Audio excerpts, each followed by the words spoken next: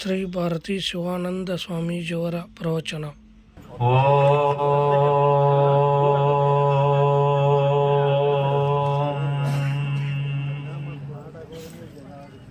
ಓಂ ಜ್ಞಾನಸಿದ್ಧಂ ತಪಸ್ಸಿದ್ಧಂ ಸರ್ವಸಿದ್ಧಂ ಶಿವಪ್ರದಂ ಸ್ವಯಂ ಸಿದ್ಧಂ ಅಹಂ ವಂದೇ ಸಿದ್ಧಾರೂಢಯತೇಶ್ವರಂ. ಜಗದ್ಗುರು ಸಿದ್ಧಾರೂಢ ಮಹಾಸ್ವಾಮೀಜಿಯವರ ಶರಣಾರವಿಂದಗಳಿಗೆ ವಂದಿಸಿ, ಜಗದ್ಗುರು ಗುರುನಾಥಾರೂಢ ಮಹಾಸ್ವಾಮೀಜಿಯವರ ಶರಣಾರವಿಂದಗಳಿಗೆ ನಮಿಸಿ, ಕ್ಷೇತ್ರಾದಿ ದೇವತೆಗೆ ನಮಿಸಿ, ಜ್ಞಾನ ವೇದಿಕೆಯಲ್ಲಿ ಅಲಂಕೃತರಾದ ಎಲ್ಲ ಮಹಾತ್ಮರಿಗೂ ನಮಿಸಿ, ಸದ್ಗುರುಗಳ ಸನ್ನಿಧಾನದಲ್ಲಿ ಸಮ್ಮಿಲಿತರಾದ ನಿಮ್ಮೆಲ್ಲರಿಗೂ ಧನ್ಯವಾದಗಳನ್ನು ಹೇಳಿ ಇವತ್ತಿನ ಈ ಪವಿತ್ರವಾದ ಕಾರ್ಯಕ್ರಮದಲ್ಲಿ ಪ್ರವೇಶಿಸೋಣ. ಇಲ್ಲಿವರೆಗೆ ಮಹಾತ್ಮರು ಅನುಪಮ ಅಚಲ ಭಕ್ತಿ ಭಾವಾನುಕೂಲನೆ ಶಂಭುಲಿಂಗ. ಪರಮಾತ್ಮನ ಕೃಪೆ ಯಾರಿಗಾಗ್ತದೆ? ಪರಮಾತ್ಮನ ಕೃಪಾದ್ವಾರ ಯಥಾರ್ಥ ಜ್ಞಾನವನ್ನು ಮಾಡಿಕೊಂಡ ನಿತ್ಯ ಸುಖವನ್ನು ಯಾರು ಪಡ್ಕೊಳ್ತಾರೆ, ಯಾರಿಗಾಗ್ತದ ಅಂತಂದ್ರೆ ನಿಜಮನ್ ಹೇಳ್ತಾರೆ ಅನುಪಮ ಅಚಲ ಭಕ್ತಿ ಅಂತ. ಅನುಪಮ ಅಂದ್ರೆ ಉಪಮಾರಹಿತವಾದಂತಹದ್ದು. ನಮ್ಮ ಭಕ್ತಿ ವ್ಯಭಿಚಾರವಾಗಿರಬಾರ್ದು. ಅಲ್ಲೊಮ್ಮೆ ಇಲ್ಲೊಮ್ಮೆ ಅಲ್ಲೊಮ್ಮೆ ಇಲ್ಲೊಮ್ಮೆ, ಆ ದೇವ್ರೊಮ್ಮೆ ಈ ದೇವ್ರೊಮ್ಮೆ, ಆ ಗುರುಗಳೊಮ್ಮೆ ಈ ಗುರುಗಳೊಮ್ಮೆ ಅಂತ ಹೇಳಿ ಮಾಡಬಾರ್ದು. ಒಮ್ಮೆ ಗಟ್ಟಿ ನಂಬಿದ ಮೇಲೆ ಆ ನಂಬಿಕೆ ಬದಲಾಗಬಾರ್ದು. ಅಚಲ ಅಂದ್ರೆ ಒಮ್ಮೆ ನಂಬಿದ ಮೇಲೆ, ಒಮ್ಮೆ ನಾವು ಶರಣಾಗತ ಆದ ಮೇಲೆ ಆ ಶರಣಾಗತಿ ಗಟ್ಟಿ ಬೆಳಿಬೇಕು. ಅದನ್ನ ಬಿಟ್ಟು ಮತ್ತೊಬ್ಬರಿಗೆ ಮತ್ತೊಂದು ದೇವ್ರಿಗೆ ಎಲ್ಲ. ದೇವರಂದ್ರೆ ಒಬ್ಬನೇ ಇದಾನ, ದೇವ ಅನೇಕ ಒಬ್ಬನೇ ಇದಾನ. ಅವು ಆಕಾರ ಭಿನ್ನ ಭಿನ್ನ ಆಗಿದಾವ ಅಷ್ಟೇ.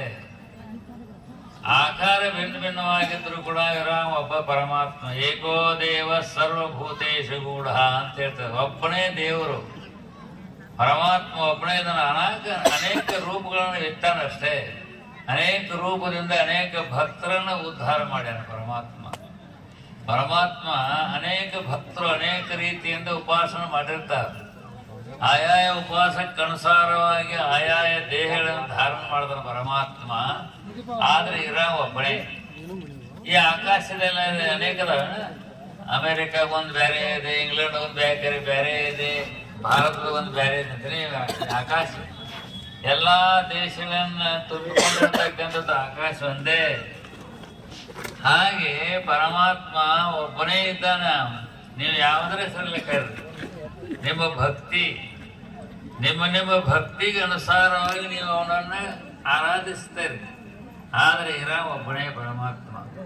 ಅಂತ ಪರಮಾತ್ಮನ ಯಥಾರ್ಥ ಜ್ಞಾನವನ್ನು ಮಾಡಿಕೊಳ್ಳಬೇಕಾದ್ರೆ ಇಂಥ ಸತ್ಸಂಗ ಬೇಕು.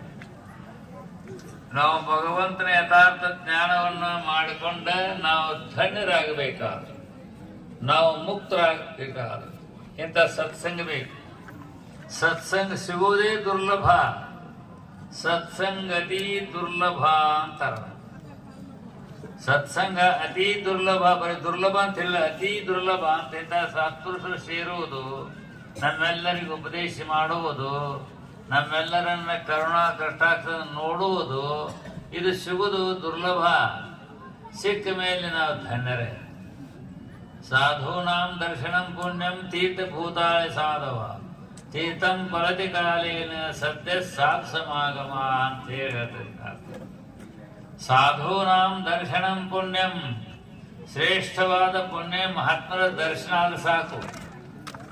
ಸತ್ಪುರುಷರ, ಜ್ಞಾನಿಗಳ, ಸಂತರ, ಶ್ರೀಗಳ ದರ್ಶನ ನಾವು ಮಾಡಿದ್ರೆ ನಮ್ಮ ಪಾಪ ಹೋಗ್ತದೆ.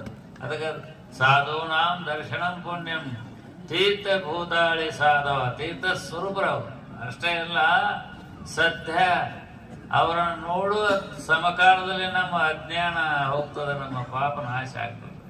ಆದ್ದರಿಂದ ಇಂಥ ಸತ್ಸಂಗ ಸಿಗುವುದು ದುರ್ಲಭದೇ. ಇಂಥ ಸತ್ಸಂಗದಲ್ಲಿ ನೀವೆಲ್ಲರೂ ಭಾಗಿಗಳಾಗಿದ್ರೆ ನೀವು ಭಾಗ್ಯವಂತ. ಅಚಲಂ ಅಂತ ಹೇಳಿಲ್ಲ, ಅಚಲ ಅನುಪಮ ಅಂತ ಹೇಳಿ. ಅನುಪಮ ಅಚಲ ಭಕ್ತಿ ಭಾವಾನುಕೂಲನೆ ಶಂಭುಲಿಂಗ ಅಂತ ಹೇಳಿಲ್ಲ. ಅಚಲ ಅನುಪಮ ಉಪಮೆಯನ್ನು ಕೊಡ್ಲಾಕ್ ಬರದಂತದ್ದು ಅಂದ್ರೆ ಇನ್ನೊಂದು ಹೋಲನ ಮಾಡಕ್ ಬರದಂತ ಭಕ್ತಿ ಈಗ ಕುಂತಿರಲ್ಲ ನೀವು, ಎಷ್ಟು ಸಂತೋಷವಾಗಿರಿ, ಎಷ್ಟು ನಿಸ್ಸಬ್ದವಾಗಿ ಕುಂತೀರಿ.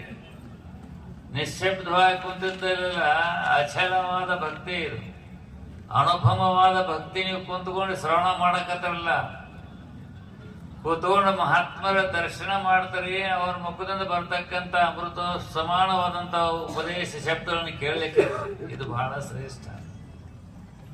ಸಾಧುಗಳ ದರ್ಶನ ಶ್ರೇಷ್ಠ, ಅವರ ಉಪದೇಶ ದೊರೆಯುವುದು ಇನ್ನೂ ದುರ್ಲಭ.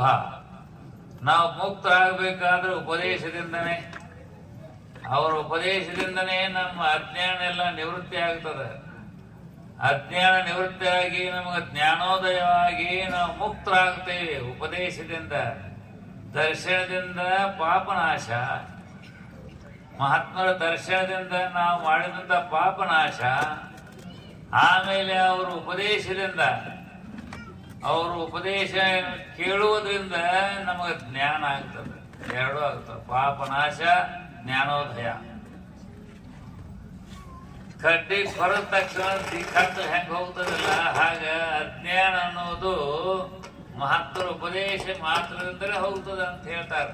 ಆದ್ದರಿಂದ ನೀವೆಲ್ಲರೂ ಭಾಗ್ಯ, ಅನುಪಮ ಅಚಲವಾದ ಭಕ್ತಿಯಿಂದ ಕೂಡಿಕೊಂಡ ಇಂಥ ಕಾರ್ಯಕ್ರಮವನ್ನ ಬಹಳ ಅಚ್ಚುಕಟ್ಟಾಗಿ ಮಾಡಿರಿ ನೀವು. ಎಲ್ಲ ಭಕ್ತರು ಕೂಡಿಕೊಂಡ ಅನೇಕ ಮಹಾತ್ಮರನ್ನ ಕರೆಸಿ ಆ ಮಹಾತ್ಮರ ಮುಖಾಂತರ ಈ ಅಧ್ಯಾತ್ಮ ಚಿಂತನೆಯನ್ನು ಮಾಡ್ಲಿಕ್ಕತ್ರಲ್ಲ ಬಹಳ ಶ್ರೇಷ್ಠ. ತ್ರಿಸ್ವಪಿ ಲೋಕೇಶು ಅಂತಂದ್ರೆ 3 ಲೋಕದಲ್ಲಿಯೂ ಕೂಡ ಸಿಗುವ ದುರ್ಲಭ. ತ್ರಿಸ್ವಪಿ ಲೋಕೇಶು ಸತ್ಸಂಗತಿ ದುರ್ಲಭ ಅಂತ ಹೇಳ್ಯಾರ. 3 ಲೋಕದಲ್ಲಿಯೂ ಕೂಡ ಅತಿ ದುರ್ಲಭವಾದದ್ದು ಇಂಥ ಸತ್ಸಂಗ. ಈ ಸತ್ಸಂಗದಲ್ಲಿ ನೀವು ಭಾಗಿಗಳಾಗಿರೋ ನೀವು ಬಹಳ ಪುಣ್ಯಾತ್ಮರಿದ್ದೀರಿ. ಅಂತ ಪುಣ್ಯವನ್ನು ಸಂಪಾದನೆ ಮಾಡಿಕೊಂಡು ಈ ಮನುಷ್ಯ ಜನ್ಮವನ್ನು ಸಾರ್ಥಕ ಮಾಡಿಕೊಂಡು ಧನ್ಯರಾಗರಿ, ಕೃತಾರ್ಥರಾಗರಿ. ಅಂತ ಸದ್ಬುದ್ಧಿಯನ್ನ ಸದ್ಗುರು ದೇವ ಸಿದ್ಧಾರೂಢರು ನಿಮ್ಮೆಲ್ಲರಿಗೂ ಅನುಗ್ರಹಿಸಿ ರಕ್ಷಿಸಲಿ ಎಂಬುದಾಗಿ ಹೇಳಿ ಸಾಕೆಷ್ಟಕ್ಕೆ ಬಿಟ್ಬಿಟ್ಟೆ, ಸಮಯ ಬಹಳ ಹೆಣ್ಣದಾಯಿತು. ಅಂತ ಸದ್ಬುದ್ಧಿಯನ್ನು ಗುರುದೇವ ಸಿದ್ಧಾರೂಢರು ನಿಮ್ಮೆಲ್ಲರಿಗೂ ಅನುಗ್ರಹಿಸಿ ರಕ್ಷಿಸಲಿ ಎಂಬುದಾಗಿ ಹೇಳಿ ನಾನು 4 ವಾಕ್ಯ ಓಂ ತತ್ಸತ್. ಓಂ ಸಹನಾವತು ಸಹನೌ ಭುನಕ್ತು ಸಹ ವೀರ್ಯಂಕರವಾವಹೈ ತೇಜಸ್ವಿನಾವಧೀತಮಸ್ತು ಮಾ ವಿದ್ವಿಷಾವಹೈ. ಓಂ ಶಾಂತಿ ಶಾಂತಿ ಶಾಂತಿ.